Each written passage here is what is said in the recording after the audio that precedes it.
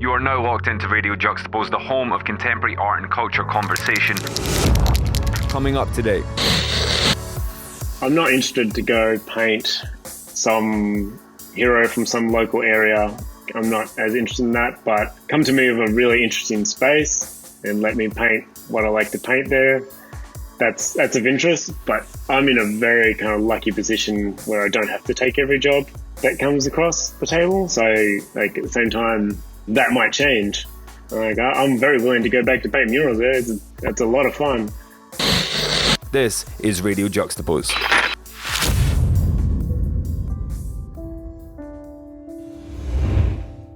Street art ain't what it used to be. Not to sound like an aging grandpa in his rocking chair, but it isn't. The culture has moved into new territories that just wouldn't have been imaginable 20 years ago. Ambitious artists are developing concepts that continuously push the limits of possibility. Our guest on today's episode of Radio Juxtapoz is one such artist. Melbourne's Tyrone Wright has been carving his path in the Australian street art scene since the early 2000s. Finding the meeting point between beauty and decay, the artist is now known the world over for his distinctive female portraits. In 2016, RONE's exhibition Empty, in an abandoned theatre in Fitzroy, Australia, marked a transition in the artist's direction. The large-scale portraits he was known for creating on the exteriors of buildings began settling on the interiors. This opened a new chapter in RONE's exploration of neglected spaces, opening up conversations not only about the art, but the history of the buildings themselves. This episode is hosted by Evan Preco and myself, Doug Gillen, and is internationally triangulated over Skype. Before we get into it, I just want to say from Evan and myself, thank you to everyone that's been sending us messages, saying hi over Instagram. It's genuinely great to hear from every single one of you and to know where you're listening from. Join us now as we catch up with RONE a few days before he opened the doors to his 2021 show RONE in Geelong, which is running in Geelong, Australia until the 16th of May 2021. Enjoy the episode.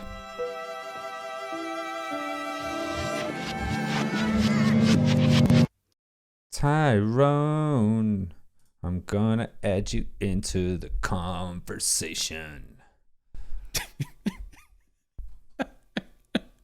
I don't know. Maybe that'll be the intro. That shit. Oh fuck. We were just having this conversation before you got on, but I'm actually a Sunday night podcast listener. Doug is not. When is your preferred podcast listening time?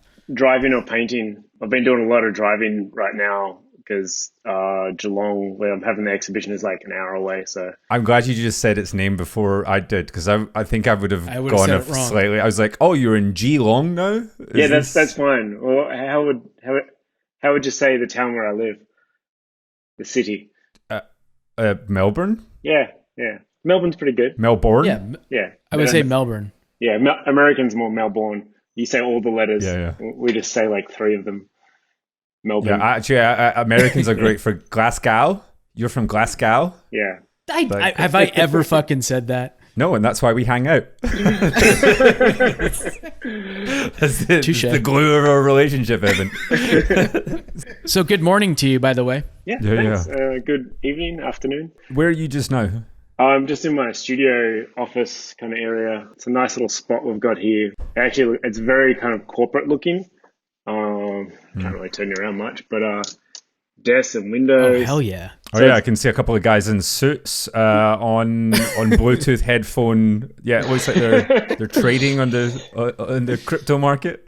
Pretty much, that's exactly what it looks like. We've been in shitty, warehouses in this area for years, and me and Callum Preston, another guy I've shared a studio with forever, we're both kind of outgrowing the Everfresh studio, and we looked around, and this place ended up being the cheapest thing because anything else was going to be developed.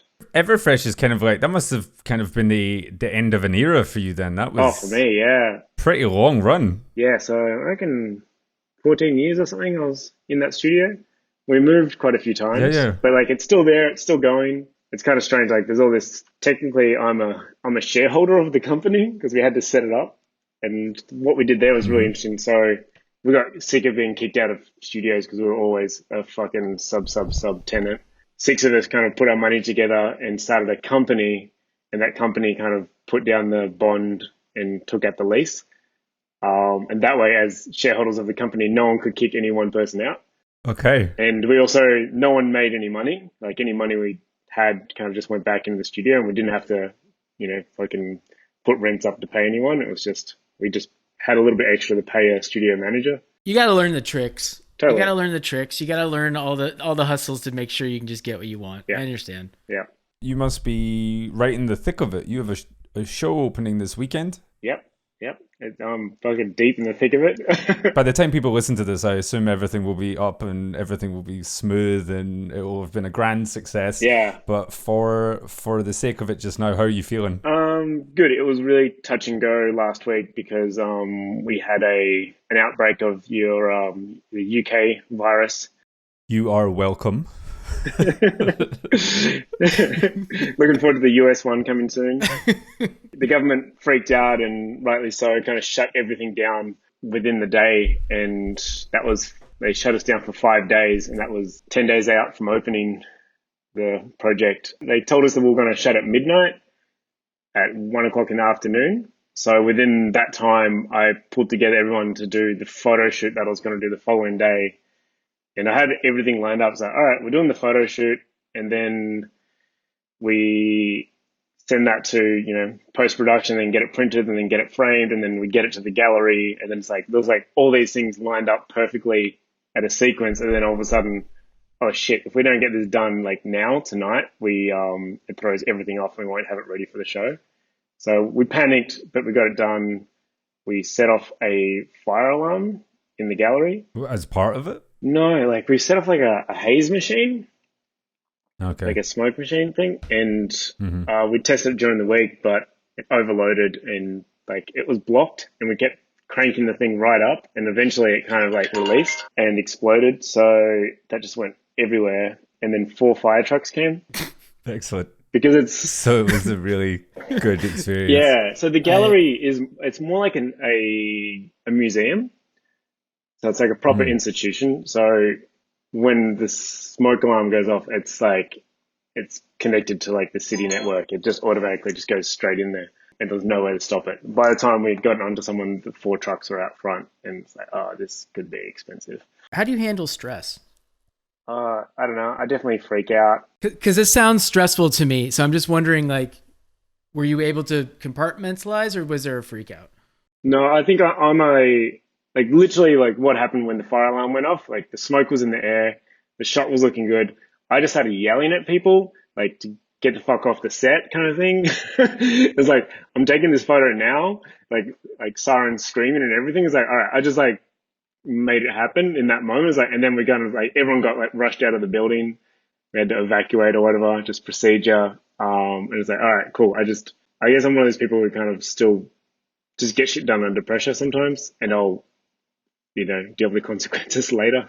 Tell us about this show then. It's been a long time in the making. What's the direction that you've decided to go with? So the Geelong Gallery invited me to have an exhibition, but it's a survey, which I wasn't even sure what they meant. That meant at least initially it's more like a mini retrospective, but I'm not old enough to have a retrospective.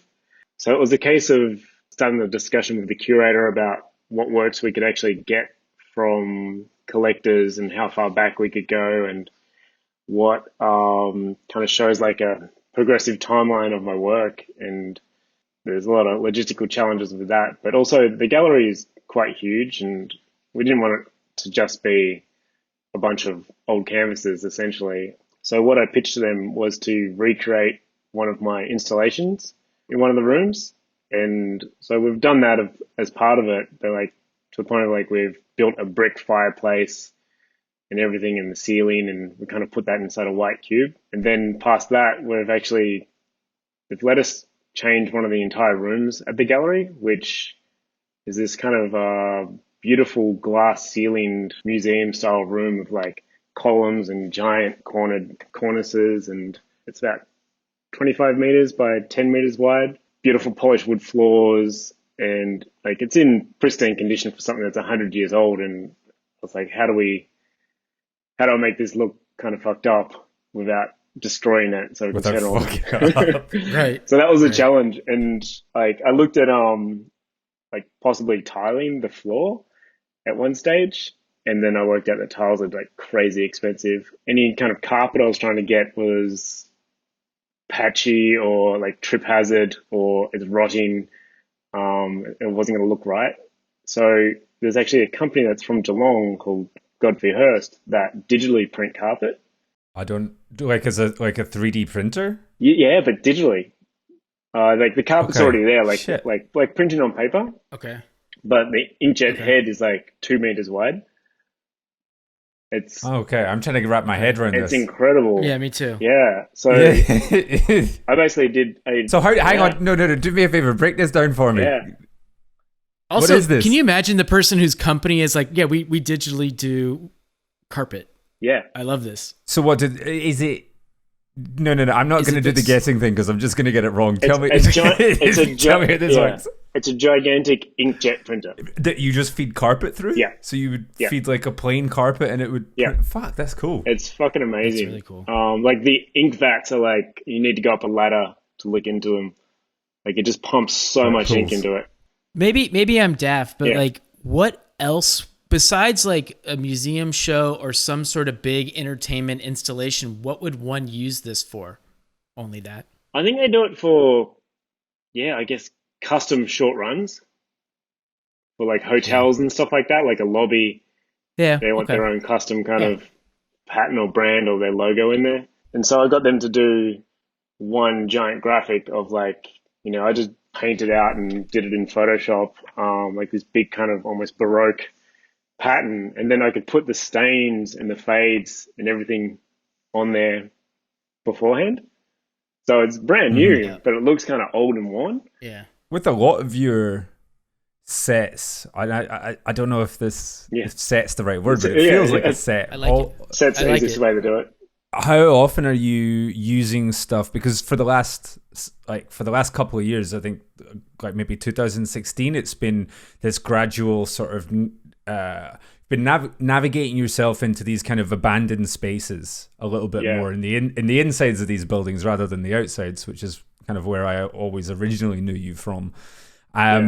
So how much of the stuff that we see, the materials that you see over the course of this time, how much of it is materials that are already there, or how much is it that you're kind of trying to make fit and feel like it's part of that environment? I guess like that's become the trick of like you can't tell where I start and it stops, and playing on that sense of people like you come into a space and like, all right, cool, this has got these cool columns. How do we paint these columns to exaggerate them or make them look deeper or something like that? And all right, well, we've kind of got a fireplace, but let's make it bigger and taller, rebuild it. And I've had walls where it's like there was an old door cut into it or something like it. There was a walkway through there, and I want to paint across it. So we'll just actually fill the wall in with plywood and patch it with like literally sticky tape and paint over it, but you can't tell because it's only temporary, and that'll do. Yeah, some of it's 100% fake, but we just have the structure of the white wall room to start with. With this then, what was interesting about partnering with this gallery as opposed to just doing something like your last couple of previous projects where it was more about the abandoned space rather than actually in the gallery? What was it that made this so attractive? This is the first time I've worked with an institution. So this is a non-commercial show. So it's all funded by like the gallery and like the government support that they get. And I've received grants and stuff before, but like to do something at an institutional level, I see this as in the future, I'm always going to just work in abandoned like pop-up spaces like that. Like, let's see if I can get into this institutional level of art and be accepted there. And like, this is probably a way for me to be noticed by other institutions internationally, where if I'm just kind of this rogue cowboy doing random shit in empty spaces, it might be seen as just an outsider. And it's like, I kind of want to prove like, no, I can do this in an institution as well. Do you have to go into a different mindset knowing that you are working sort of a bit with somebody else's rules as opposed to the rules you've established for yourself when you do your own pop-ups? Yeah, totally. But there's definitely pros and cons. Like I have never had so much support in the way of, I think the galleries has a whole team dedicated to doing exhibitions and shows all the time where otherwise it's been myself and, I have people I work with, but we're all fairly rogue and we kind of know how to do it for ourselves, but we're making a lot of stuff up as we go along. And the Geelong Gallery is like, this is exactly what they do. And there's been so much stuff I just haven't even had to think about, like capacity and sending out invites and all the marketing and just lighting. Yeah, it's really fantastic to have them sort all that. And then what was the one thing that happened where you were like, oh, this is not just me? What was like one of the moments where you're like, this is definitely, this is how they do it on an institutional level. And that's new to me. Like, were you trying to do something like, oh, you can't do that in a museum? They've actually been really, really flexible, and I've like undoubtedly made a lot of people uncomfortable in the gallery. I think there was a moment when the cleaners came in the morning and looked at the room and like they just didn't know what to do. Because I don't think anyone had warned them. Yeah, they just came in like bug-eyed and just like, I don't know, you don't have to. Yeah, just keep walking. Go to the next room. It's all good. But meetings, maybe that was it. Like, oh, these people actually sit down and have meetings every morning and organize shit. I was like, oh yeah, this is what real companies do. Are there older works in the show? Were you able to collect some older works? Yes. So out of my own works, there's works, I think as early as 2004, some stencil works. But I'm actually in the installation, like, because the Geelong Gallery has their own kind of collection of works, and that's really kind of nervous to move ladders and stuff around when you say, oh yeah, I think that's worth like a couple million. It's hanging on the wall. But there's also this comfort, which I've never had. It's like, all right, cool. At the end of the day, I can just leave my camera in the middle of the room on a tripod and my laptop there as well, because there's like $10 million worth of painting in the next room. This is all going to be fine. Whereas when I've been working in sketchy buildings, like I won't leave a hammer behind. Well, I had a question, just like when you're looking at some of these works from 2004 and you're bringing them out and you're putting them into the context of this museum show, you're looking at paintings over here that are $2 million or pounds, and then you are looking at your work.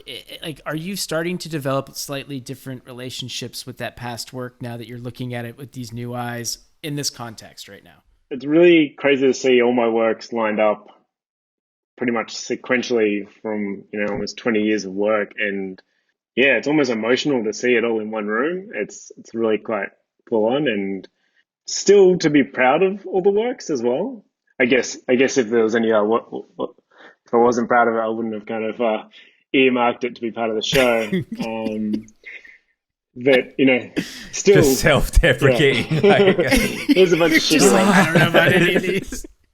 So yeah, of course they're the ones I'm proud of. But it's also to see that development from one end of the room to the other, and see past that room to the installation, and already you can see like there's this flat 2D stencil, and you can see the relationship to what you see into the next room, but it has like so much more depth, because I think creating the installation, kind of what street art does, it kind of gives environment and context to a work, whereas you just don't get that on a canvas. And that's kind of been so much more. What was it that started to trigger this? I don't know if it was a transition, because I don't think you stopped doing stuff on the exteriors, but there was definitely slowing down. And then the work that I started to see more from you was these more considered installation, shows. What was it that kind of drove this transition? Well, let's all agree, like we've seen muralism explode, and I was part of the circuit, and I could see that. I didn't think the mural thing was going to just die and go away, but I was just getting requests for jobs like paint this person in this community, and it was like, all right, and I just became gun for hire kind of thing. It was like didn't feel like me going out to paint my artwork. anymore. And I really just wanted to try and step away from that. So what I did, I made a conscious decision just to go paint all these abandoned spaces, maybe in 2016.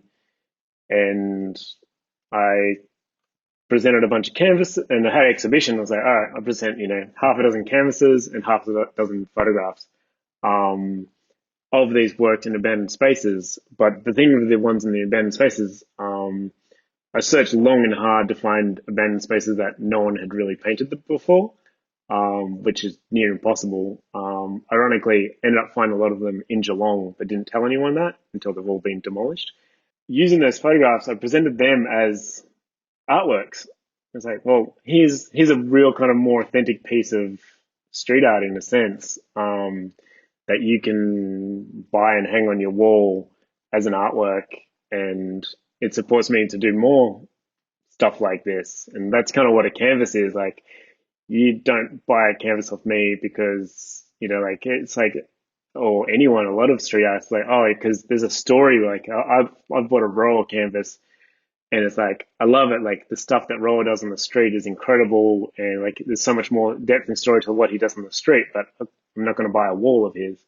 But the stories that come with that artist are that kind of things. Like, this is like just a flat kind of memento of what they do on the street and why I kind of acknowledge them as a collector as well. Like, I look at this as I buy art myself. So, and that's kind of stuff that interests me. And like, of course, I'm looking at people like JR is probably a good example of like, he was producing photographs and doing weird things where he's pasting them on wood and stuff and presenting them. But I just wanted to present the photographs as they were. And to my surprise, it worked. I sold the photographs faster than I sold the canvases.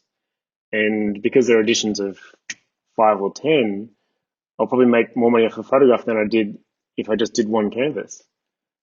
And then I was like, oh shit, if people are going to buy my photographs, why can't I put more effort into that? And as you do when you take a photograph, like, oh, maybe I'll bring a flash with me. Or, and you've seen the graffiti piece where someone sprays water on the ground, you get that beautiful reflection. And it's like, all right, cool. Well, what if I got like a whole lighting truck, like for film rigs and stuff like that, in? And what if we bring in a few bits of furniture here and there? And that's kind of what I did. I started working with a friend who's an interior stylist. And it's like, oh yeah, we can get some stuff at the op shop and bring that in. And like, you start to tell stories with these objects.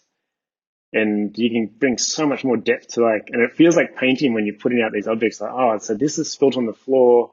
Maybe there's a story there, and like, oh, they collect paintings of ballerinas, and throughout the entire house there's all these paintings of ballerinas. And you can start to tell these little bits and pieces and stories. And like, oh, the window's open, so all the leaves are inside. And yeah, you can just do so much more than just painting a wall. Like, my mural kind of becomes, let's say, like literally the face of it. It gives you kind of this emotional connection to it rather than just a space. But yeah, then just producing these photographs more and more and letting people actually come in and walk through these installations, like that was the real game changer, where people could come in.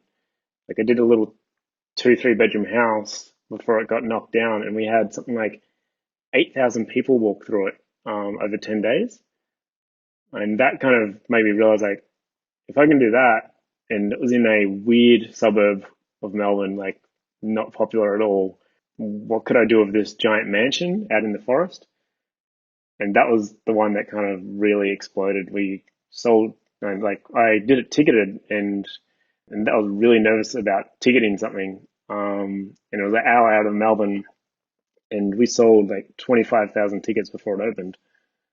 So this is my first show since that one. And that was open for 6 weeks, and I learned so much from doing that. Like, do you still get the same feeling? Because what you're describing is something that's like, I guess it's coming from more of a passion and a heart than an institution. Do you still get that same kind of drive for it, or yeah, same well, love? I like, it's really kind of kicking off for the institution now. Like, you can see that there's a buzz around the building. Like, they've never pre-sold so many tickets for an exhibition before, and no one's really seen it yet.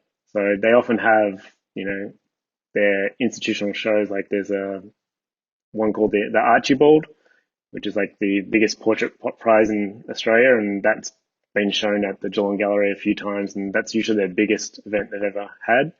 And I think we've pre-sold twice of what they ever had at the same point. So are you bigger than the Archibald now? Well, possibly, which is kind of crazy. Staying in there, like, I read an article about you getting a grant recently. Yeah. 1.86 million? Yeah, something like that. Tell me about how does one acquire 1.86 million for a grant as an artist? Yeah, so this is a trick. It's one trick I'll tell you. Don't apply for arts funding. So I worked out. Don't apply? I worked out there's not much money for art, funding for art. What there is funding for and what that grant is for employment. So all that money is not to be spent on art, it's to be spent on staff. And for example, that last project up in the mansion, I spent almost 400 grand on staff. To do another project and to do it bigger and better, there's just I just could not afford to do it. It's almost like a job stimulus grant. That's exactly what it is. It's a restart, employment grant, but it's specifically towards the arts. I've gone in up against companies that are like your classic kind of performing arts companies and stuff like that, and theatre. And I think everyone's freaked out because it looks like I'm coming in and just taking $1 million for myself, whereas there's a very modest artist fee I pay to myself, and a lot of people would be on the same wage as me for the project, like producers and stuff like that. But this is for a project down the line, which I don't even have a confirmed space for and all that. But this is like, all right, here's the money, do something crazy with it. I do have a proven track record with that Burnham Beaches mansion one, where we could show we've literally had survey and stuff like that, and we showed we've brought in millions of dollars to local economy. The Dismaland effect. They may have given me $1 million, but I kind of shown that I'm going to bring that back to wherever I do it tenfold. That obviously doesn't sell a paper or get you behind a paywall when you start to rationalize it like that. So there was obviously this kind of, this idea of street artist gets 1.86 million of your taxpayer money for himself.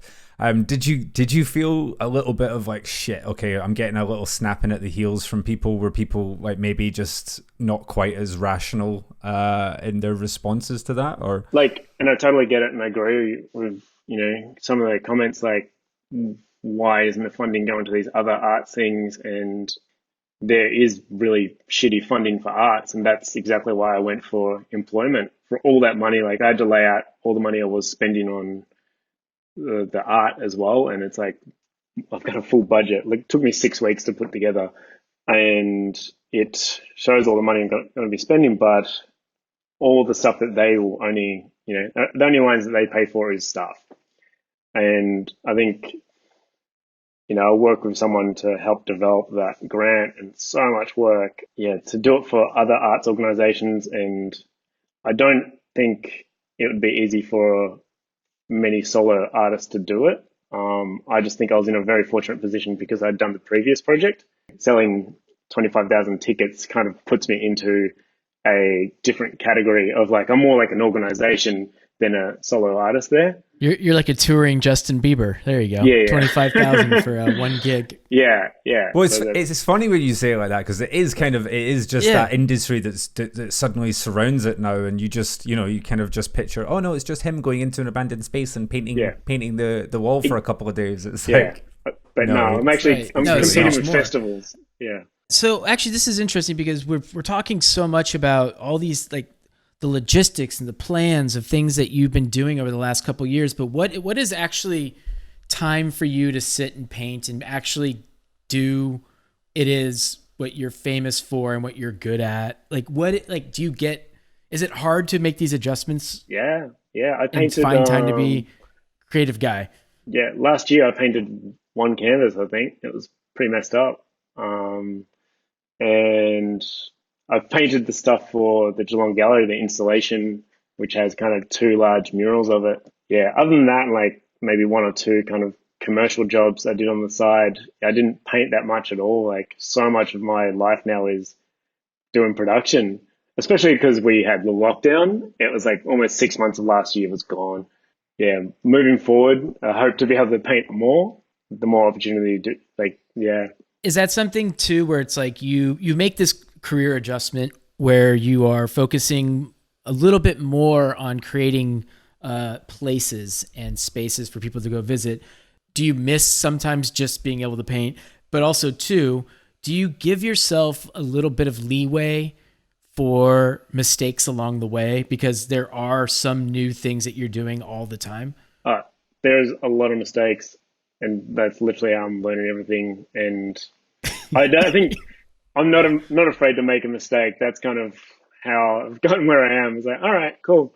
That's a good skill to have. That's a good trait to have, especially when you make a career adjustment. Yeah, like pretty much everything I do is like because I've failed at it 1,000 other times, and yeah, there's a lot of grants I didn't get, for example, and yeah, you just learn and just keep trying different shit. And it's like, well, that worked, or that didn't. Yeah, I've definitely been lucky on a few things. Like last year, I started selling jigsaw puzzles at the right time. That pretty much saved my income for last year, and that was just right place, right time, right product. Had you already been planning that, or was that a response to COVID? It was a response to COVID, but I had done one in the past, and I gave it to, Sandra and Andrew as a Christmas present. Yeah. A couple of years royalty. ago. Australian royalty. Australian royalty to Sandra and Andrew.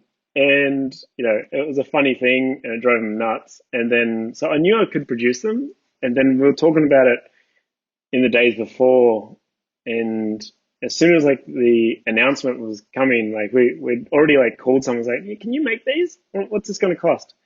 And we just had someone lined up. And so we got the announcement. I was like, all right, cool. We're going to lockdown. And I had it on my webpage within like 2 hours, and people just started buying them, and it just snowballed.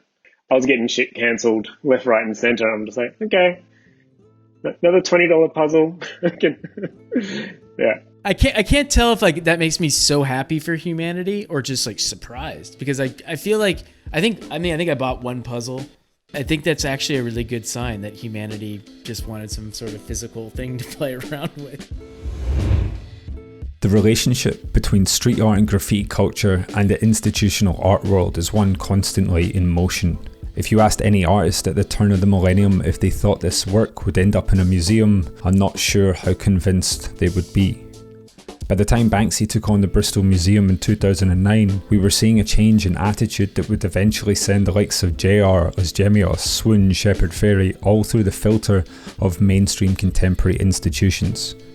No matter how much the art world has changed over the years, it's these institutional gatekeepers that still hold the most powerful cards in the deck.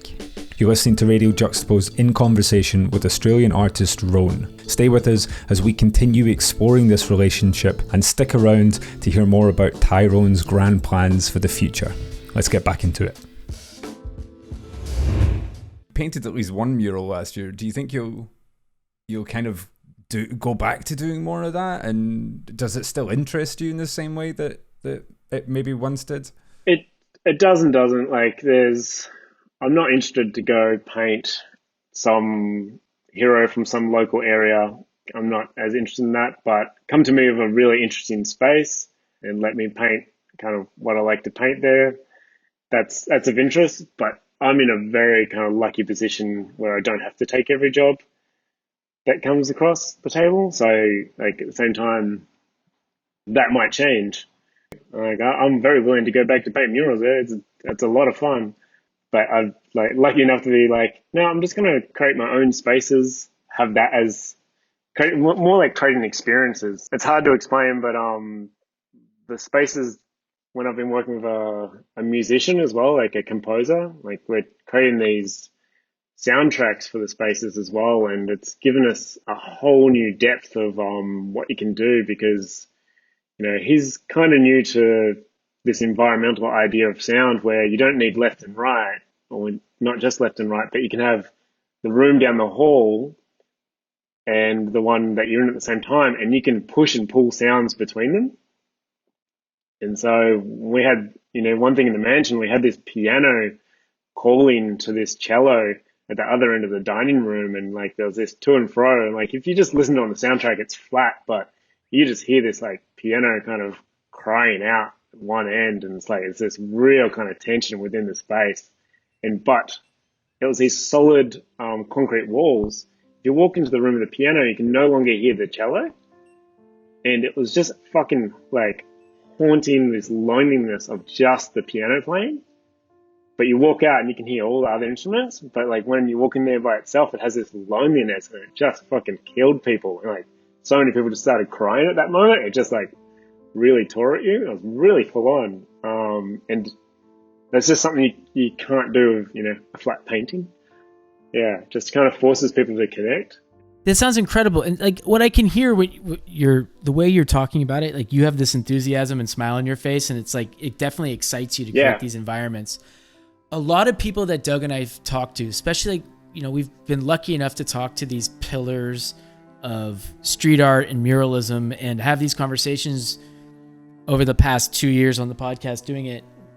Nobody feels the same excitement about murals anymore that they had at any point. Yeah. And I guess the one question I have is that, do you think the excitement for it could ever come back? Or do you think the things that you learned from that craft, you've been able to establish with these great, cool, immersive projects? Like, is that the gift that muralism gave to us? Is the skill set to do these other spatial things? For myself, yes. It's definitely what gets me excited, like creating the spaces. Like, I think it's a challenge as well. It's like to paint a 10-story wall, like, holy shit, that was fucking scary to do that the first time. But I've done it, and I've done a couple kind of things like that. And it's like, I know I can do it now. And then it just becomes labor. And it's like, all right, this is just fucking hard. But to do something that's like, I've got no idea how this is going to turn out. And I've never seen anyone do this before. I've got no idea if it's going to work. And like, that's exciting. Like the crazy one we did with the whole room that was full of books, and then we flooded it. The insane amount of work that went into that. And I had no fucking idea if it was even going to work. And I spent something like maybe $3,000 or $4,000 buying books in sets of encyclopedias. And it took like 3 months to collect them all, because no one sells sets of encyclopedias because they're too heavy to ship. So you have to buy them things off like Trade Me, Gumtree, or Vintage. Like even the secondhand stores don't accept them as donations anymore because they're just worthless. Or people think they're worth like $500 because that's what their mom paid for them. So I have to physically drive around, like probably did thousands of miles just driving around to collect all these things, and then put them on. We had made our own custom bookshelves so they fit really tight. And then I didn't even know if painting over them was going to work. And so we built the whole thing, and then I started painting, and I was like, I guess it kind of might work.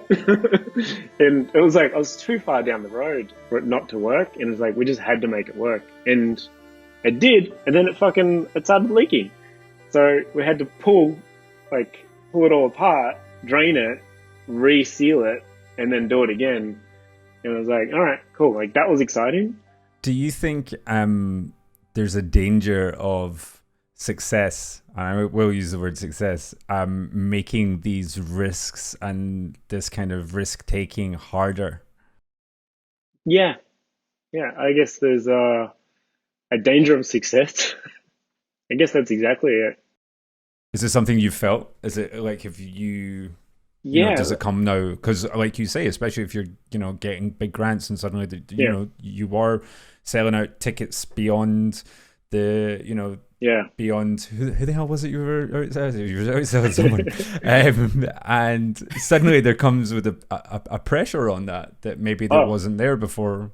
Totally. Like the pressure of doing something at an institutional level, like you are held to a lot higher bar. I guess it's kind of like, it's something like Banksy said, it's like, it's great paint on the street because you're only compared to the trash cans. Those days have gone. Yeah. It really has. It was a lot easier back then. And that's the thing with muralism, I guess. You look out there now, and they are fucking amazing painters out there. And then it's the same guys doing the murals as doing the commercial kind of, colossal media stuff. It's really blurring the lines these days of what's an advert and what isn't. And if you want someone to pay for your mural, there's usually a subtext of whether it's, even if it's just for the community, but it's like there's a subtext there of like, this is a promotion of something else other than just the artist sometimes. It was funny, like literally 200 meters down the road here is one of my walls being painted over right now by an artist that I don't know, but his work's fine. It's going to look great, but it was for Instagram. And the lady Instagram. It's for Instagram, and like it's also not for the gram. For Instagram. I think they commissioned it, and it's like this. I mean, it's both. Yeah, right? It's in celebration of like the meta of that. Yeah, gay pride, and like this is kind of like a classic. There's a bunch of gay bars on this next street, and I said to him, like, I saw the initial kind of sketch for it, and it really looked like an ad, and I was like, oh, don't like. If you make that look like an ad, it's going to get trashed, and it's going to look bad for street art, and it's going to look bad for, it'll look like a hate crime when people destroy this thing. It won't actually be about that. It'll be about you turning like street art spots into advertising things. And then if it's an ad, once it gets painted over, it'll just become another ad and another ad. And I've seen the wall's gone. I don't know if my kind of 2 cents got passed up the chain, but it looks totally different. It looks like a mural now. It doesn't look like an ad. And I'm like, all right, great. And those little differences. Does anybody think Instagram needs to have advertising? No. Are they struggling for users? I missed something. Maybe they are. I don't know. They've probably just got budget to burn. I want to know though. This is interesting, right? So if it's the same concept and the same principle that Instagram want a mural, is it better that it doesn't look like an advert or that it does look like an advert? Don't know. Yeah, for me, like I think that's what I said to the lady from the agency. Like, it looks better if it doesn't look like an advert. But then you've got the subconscious level of not like, at least when it's an advert, to dismiss it. Yeah, I don't know. If it's a subtle advert, then it's making its way into your subconscious in a different level. Yeah, but it's like you look at it and say, "Oh, that's cool. I'm going to take a photo of that." But if you look at it and like, "This is clearly an ad. What are you selling me here?" You're not going to take a photo of it. So maybe with that logic, we actually want more shitty adverts. I don't know what I'm saying. I'm just talking. I was just trying to. I was trying to process your whole thought process myself. And thanks for helping me through that, guys. I was talking through some stuff. On the 8th of February, the Australian government unveiled a mural of Commissioner Shane Fitzsimmons in Sydney. The mural was created as part of an ongoing campaign to promote Graffiti Removal Day, a day in which volunteers are brought together to remove any traces of graffiti in their neighbourhood. In order to mark this occasion, they had commissioned a spray-painted mural to replace the uncommissioned graffiti, an irony that seems to have been lost to all involved. This sparked a huge dialogue in the art community in Australia around acknowledging the cultural heritage of graffiti, ownership of the public space, and ultimately freedom of speech. Though he wasn't connected to this, we wanted to hear Ron's thoughts on the subject. Oh, you had I know this wasn't you. I know it obviously wasn't you, but it wasn't in. It was in Sydney. Yeah. And I know that's still like fucking 10 million miles away from Melbourne.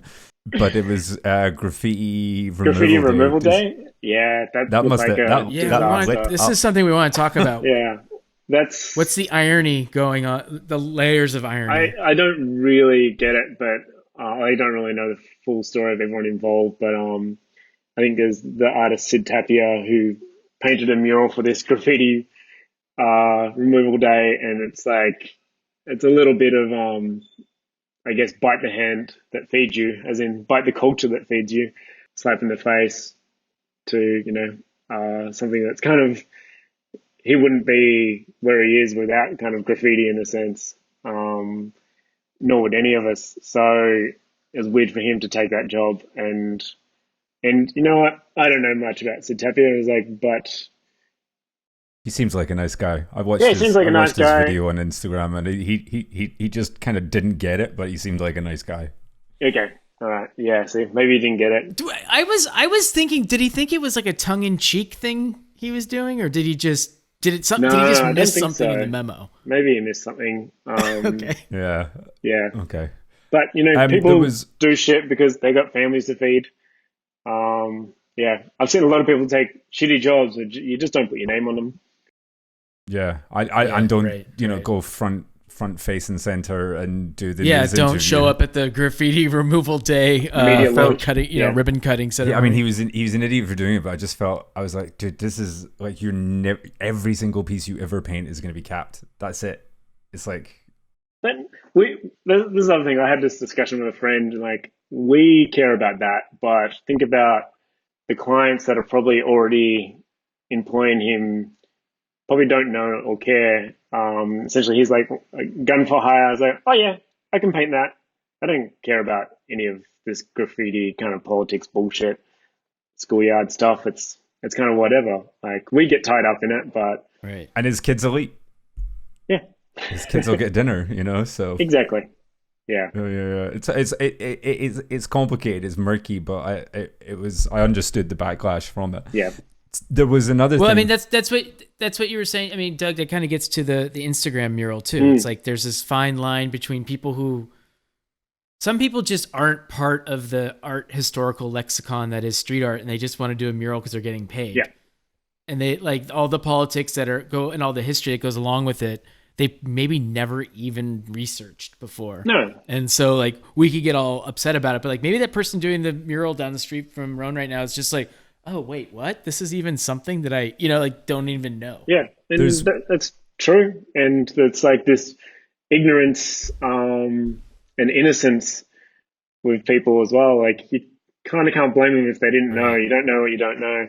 There's one thing I'd like to just maybe clear up. I know you've spoken about this before, but I wonder if you've never done it on this podcast. So, in 100 years or 200 years, when the art historians are looking back on this generation and the muralism that kind of came through, there's one image that always seems to it has a more continuous running thread now, and that's as an artist sketching up on a wall, and in the outline it'll be filled with doodles. Whatever you want to call it. The name I heard was chicken scratch. Chicken scratch. Yeah. In the lexicon of art history, when they tried to trace this back to its roots, is it coming to RONE? I made it up independently, but I'm not sure if I'm the very first person to do it. Diplomatic. Yeah. So, but I've never seen from anyone. Yeah, I've never seen from anyone like photos of it before then. Could you do me a favor, just break down for listeners that are like, what the fuck is this guy talking about? Yeah, Can you maybe okay. just explain? So basically, I've done everything from like stencils to doing a projection on a wall to doing a grid on the wall, and a lot of those things suck and have their limitations. And I worked out a method where you can have any wall or any surface, and you just put random markings on it, and then you take a photo of that, and then in Photoshop or whatever, you overlay the image you want to paint over the top of that, and all those crazy marks become your reference points. And it's 1,000 times faster than doing a grid because you don't have to measure or correct anything, and you can do it on a canvas or a 10-story mural, and it's just you don't get lost in your squares and your grids and stuff like that, because each kind of part is unique. And I shared that at Powwow, and Powwow has so many other mural artists, and I shared it with like one of the directors, Kamea, and that he just kind of forced it onto everyone who came to Powwow, and really just exploded from there. But people were probably doing it before me, but I think Kamea is probably responsible for it exploding. Okay. Yeah. That was good. You shared that a little. You shared that. That was good sharing. Yeah. And it's like... no, because I've seen so many people, and I've started seeing videos online of other people talking about this technique, and I was like, I remember hearing Avoca talk about this when he was in London years and years ago, and he told me about how RONE had done this thing, and it was chicken scratch, and I think that was the name that he had gave it. Yeah. And I always kind of remember it going back there, and I was just wondering if we could painting put this on a historical record or the archives, and it's now in stone. Ideal, right? Describe your, and you probably get this question a lot, your ideal building or space that you would like to take over. I know most of them are usually abandoned, but... Okay. So here's the pipe dream. It's a town. Oh, I like that. Chernobyl. So, no, I just want to build my own fucking town from scratch. just Doug, don't project. Come on. You want to build your town? Tell us. Spin some yarn with us. Yeah, give us the steps on this one. So, come on, gather around everyone. You know, you've probably been to like those historical villages, and like you walk through them and it's all ye old time and stuff like that. What if like I built my own one of those? So you built everything from scratch, and like you have fucking control of the entire street, environment, landscape, and everything. And I've been seriously looking into it, and I found a town for sale last year. Fuck. Like they come up, you know. Okay, do you call them ghost towns in Australia? Because that's what we call them here. Yeah. Okay. All right. Yeah. Okay. Yeah. I found one for sale. It was like 1.7 million, and it had 40 buildings, and it was on private land. Yeah. Okay. And I was like, all right, that's not a crazy amount of money for what it is. And it had a hotel on it, like a more kind of contemporary hotel. Jeez. And I was like, yeah, if I can find the right space and get, you know, do this next project and do this next project, and it's like, all right, just prove that I can get a shitload of people to anywhere. And I was like, well, you know, it's not going to be fucking cheap. That's for sure. If you build it, they will come. Yeah. So that's my kind of like dream kind of scenario. But yeah. Staying in this, what does the town look like? Is it from an era, or is it multiple eras, or what are you creating? I've been thinking on that, and you could go lots of different ways. Like I kind of, you know, there's almost like this, you could play on the idea of it existing off the grid and it just being found again. And so with that, you could have these remnants of fucking your 80s Nintendo in this room, but they're still kind of pumping water from a windmill. Kind of like, you know, like you could play on that idea or something as well. Or it could be like it's fucking Paris in the bush for some kind of weird reason, where you have all these narrow streets because there was never cars developed or something like that. Like, I don't know. Like, it could be anything, but like when you kind of say, it's like, oh, you could build your own town from scratch. Like, what could that look like? Fuck, I love that. Yeah. I like this. Yeah. What a fun place to be creatively. You got to fucking do it. Yeah. That's got to be that's definitely an achievable goal, but one I, you know, really would love to see come to life. Yeah. You've got a fucking job stimulus grant. I think it's, you know. Yeah, that's what I mean. It's like, all right, if I can get you can at least employ some people there. Why can't I get 10 million? Yeah. We'll just wait till the next pandemic. It's gonna be in 6 months. I know. That's the thing that's really kind of fucked me up. There was other projects lined up. It's like, oh yeah, they're all gone. I feel like there's like, it's just like the year of that's gone. Yeah. But at least you get to open a museum show this weekend. Totally, and that's like, they actually pushed it back till, I think it was meant to open this time last year, or a little bit later actually, maybe May last year, and they pushed it all the way back to late Feb, and I'm just like, you've been a little bit cautious there, and I was very wrong. And they were very. But are you? Is this kind of one of the first big things in kind of the art community that we all sort of cover and are part of? This kind of feels like one of the first big thing that's opening. Because nothing has really happened. Yeah, maybe in a year. I don't know on a global scale, but I think Australia's actually in a lucky position compared to US and UK and everywhere else. We're not as good a position as New Zealand, but we're damn close. Yeah, so yeah, maybe. Yeah, we still got a lot of restrictions on capacity. People have to wear masks inside, but yeah, we can go to the pub afterwards. Well, okay, so Finton told us about this a couple months ago. You have to be standing when you drink? Are you guys allowed to sit down and drink yet? Yeah, you're allowed to sit down yet? Yeah, it keeps changing. Yeah, a couple of months ago, you had to be ordering food. You had to order food and you had to be sitting down. Right. Yeah. Right, okay. So, yeah, that's it. You weren't allowed to sit down. No, you weren't allowed to stand up. You weren't allowed to stand. So now you couldn't stand. You had to sit. Okay. Yeah. The current rules is you don't have to wear your mask if you're eating or drinking. So everyone walks in and everyone's just got their drink immediately. Whether you're drinking or not, you've got your drink. You don't have to have your mask on. Right. Yeah. Right. Take that, COVID. It feels like globally the rules around restaurants is just really like, well, I don't know. It's just kind of guys, we don't really know what's going on here, but you can't eat with your mask on, so fucking I don't know. Thank you, man. No worries. Thank you so much. Anything else you'd like to add to this? I miss you guys. Miss traveling. It's Now are you headed to the museum now? Like kind of do you spend a day there? Yeah. I'm off to go pick up a truck and pick up the two photographs that I've produced from the installation, and so it's kind of the first time I'll get to see them, and I wish you could see the photographs as well because they're incredible. Like the production we put into those, like I didn't even know this kind of stuff existed. Like, ever heard of a Phase 1 camera? Go on. I'd never even heard of it, and they were like, "Oh, maybe you should look at renting one of these things." And I was like, "Oh yeah, cool." And I was like, "Oh, I was thinking of buying a new camera anyway."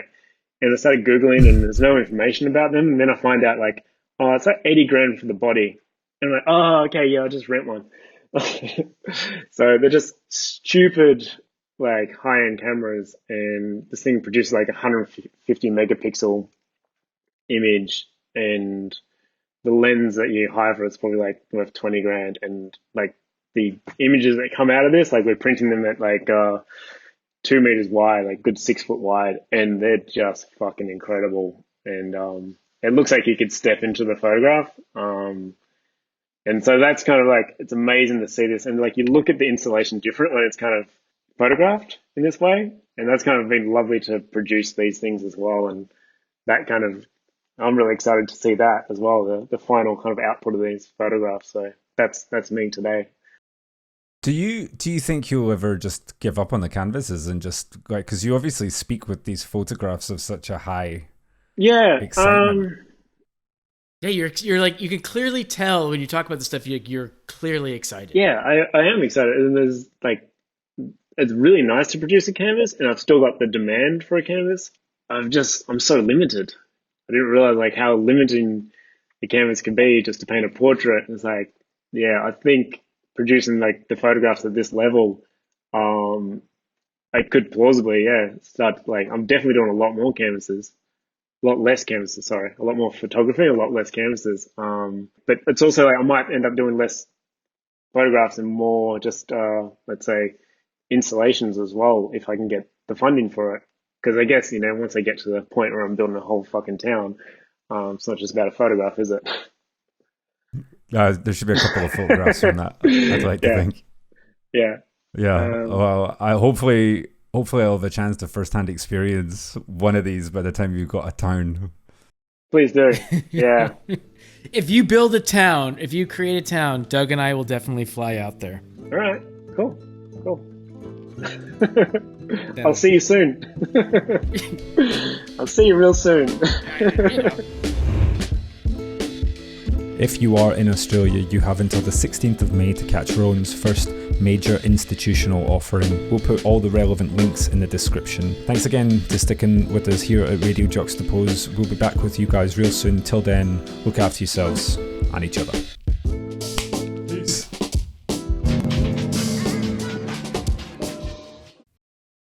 I got my second vaccine shot on Friday. Oh, fuck yes. I got sick from it. Oh, really? I heard about this. Not particularly. Not from bad. You, but, Just like had a little bit of chills overnight, and then I was fine. yeah. And Totally of course, it's Bill worth it. Gates is controlling you now. It's fine. He's giving you the thoughts. I already take insulin. Like, I'm already a walking robot, so might as well just robot more. You know what I mean? I don't give a shit. Like Yeah. the amount of like I've sniffed ecstasy off a fucking floor in a train. Like I don't give a shit.